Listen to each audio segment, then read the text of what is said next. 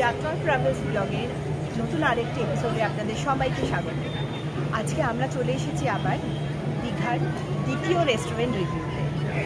কলকাতার খাবারের স্বাদ কি দীঘায় বসে পেতে চান?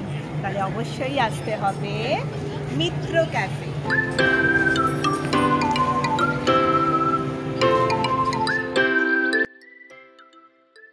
চলুন রেস্টুরেন্টের ভেতরে যাওয়া যাক।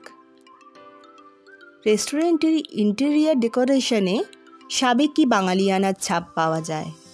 কোথায় যেন মনে হয় আমরা বোধহয় সেই পুরনো কলকাতায় হারিয়ে গিয়েছি।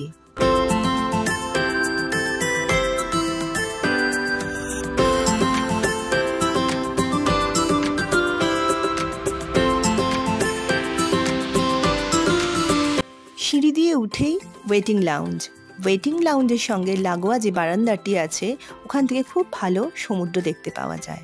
ওয়েটিং লাউঞ্জের ডান দিকে ও বাঁ দিকে বসে খাবার জায়গা।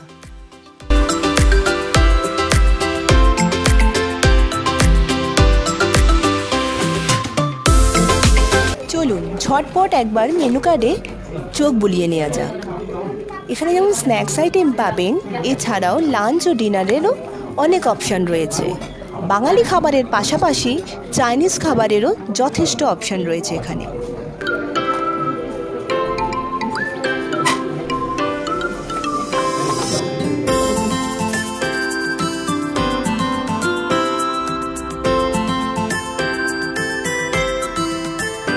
আমরা আজ অর্ডার করেছিলাম ফিশ ফ্রাই, যাতে ফিশের পরিমাণ ছিল যথেষ্ট এবং যার স্বাদ একদম কলকাতার মিত্র ক্যাফের মতো। আর দেরি না করে আমাদের চ্যানেলটি তাড়াতাড়ি সাবস্ক্রাইব করুন এরকম ভিডিও দেখার জন্য।